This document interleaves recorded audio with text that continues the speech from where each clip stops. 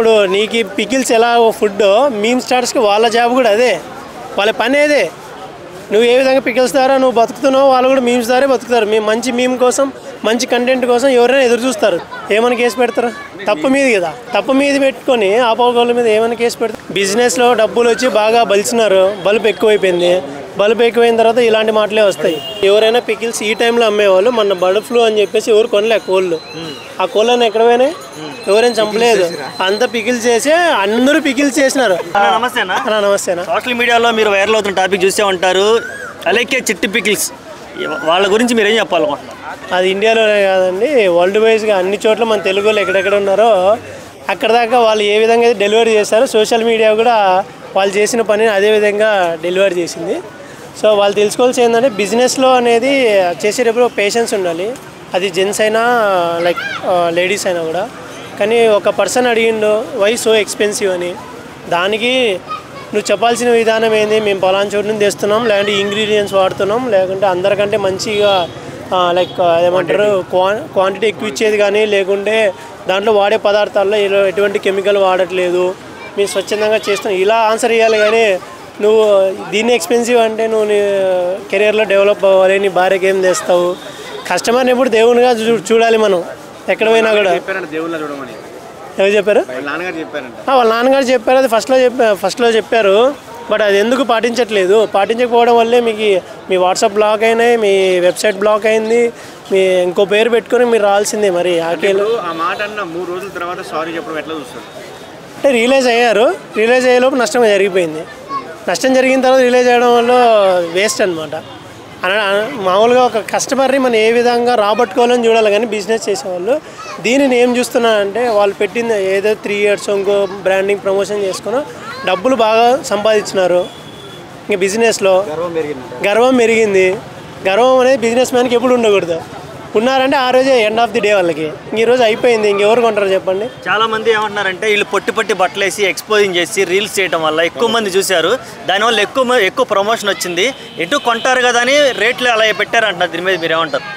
Promotion అనేది ఏ విధంగా చేసుకోవచ్చు, వాళ్ళ ఇష్టము. ఇప్పుడు ప్రమోషన్ వేరే వాళ్ళతో చేపిల్లన్నా కొంచెం ఐకానిక్ స్టార్స్ చేయించుకొని కొంచెం ఖర్చుతో కూడుకున్న పని. సో యాక్చువల్గా సోషల్ మీడియాలో రీల్స్లో చూస్తే అబ్బాయిల కంటే అమ్మాయిలు ఎక్కువ ఉన్నారు. అమ్మాయిలు రీల్స్లో ఎక్కువ కూడా చూస్తారనమాట. సో వాళ్ళు ప్రమోషన్ చేసుకోవడం తప్పు లేదు, కానీ ఎందుకంటే వాళ్ళ బిజినెస్ వాళ్ళ ఇష్టం, ఎలాగైనా ప్రమోట్ చేసుకోవచ్చు.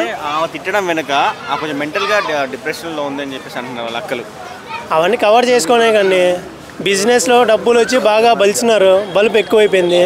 బలుపు ఎక్కువైన తర్వాత ఇలాంటి మాటలే వస్తాయి. ఇప్పుడు మనం చూసాం పెద్ద బిజినెస్ టైకూన్స్ మన ఇండియాలోనే ఉన్నారు.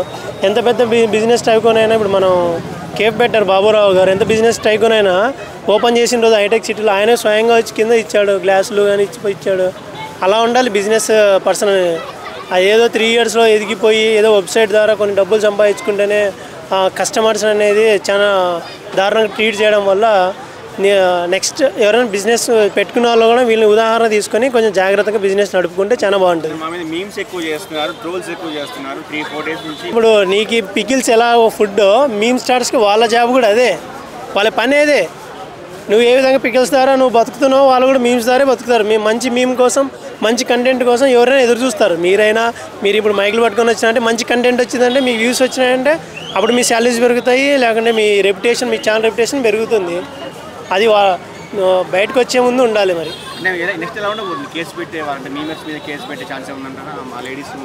ఏమైనా కేసు పెడతారు? తప్పు మీద కదా, తప్పు మీద పెట్టుకొని ఆపోగోళ్ళ మీద ఏమైనా కేసు పెడతారు. అదే మీద ఏమంటే కస్టమర్ని సరిగ్గా ట్రీట్ చేస్తుంటే అదే మెసేజ్. అబ్బాయి అంటే ఇది సెన్సేషన్ కాదు, అప్పుడే మర్చిపోయేవాళ్ళు. ఓకే అన్న, ఇప్పుడు యాక్చువల్గా యాజ్ ఏ మీరు నాన్ వెజ్ తింటారు లేదు నాకు తెలియదు, కానీ ఈ రేట్లు చూసాక నీకేమనిపించింది? అంటే ఒక ½ kg 1500, 1400, 1600 ఉన్నాయి మటన్. కానీ చికెన్ అయితే 1000 రూపాయలు 1200 ఉంది. మామూలు కేజీ చికెన్ ఎంత, ½ kg చికెన్ ఎంత పడుతుంది? అసలు పికిల్స్ రేట్లు కంపేర్ చేసుకుంటే నీకు ఎలా అనిపించింది?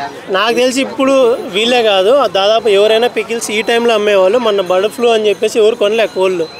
ఆ కోళ్ళని ఎక్కడ పోయినాయి? ఎవరైనా చంపలేదు. అంత పికిల్స్ చేసి అందరూ పికిల్స్ చేసినారు. అది ప్రిజర్వ్డ్ ఫుడ్. ఈరోజు చేసిన తర్వాత అది నెక్స్ట్ రాబోయే రోజుల్లో ఎన్ని రోజులైనా వాడచ్చు, 1 year 2 years ఎన్ని రోజులైనా వాడచ్చు. ఇప్పుడు ప్రతి ఒక్కరు తినే పికిల్స్ బర్డ్ ఫ్లూ వల్ల మిగిలిపోయిన కోళ్ళవే, ఫ్రెష్ ఎవరు వాడట్లేదు. అది గమనించగలరు తినేవాళ్ళు. ఓకే, మామూలుగా అయినా అసలుకి రేట్లు కనుక చూసుకుంటే మటన్ కేజీ ఎంత ఉందన్న మహా అయితే టాప్ క్వాలిటీ 1000 రూపాయలు ఉంటుంది కేజీ.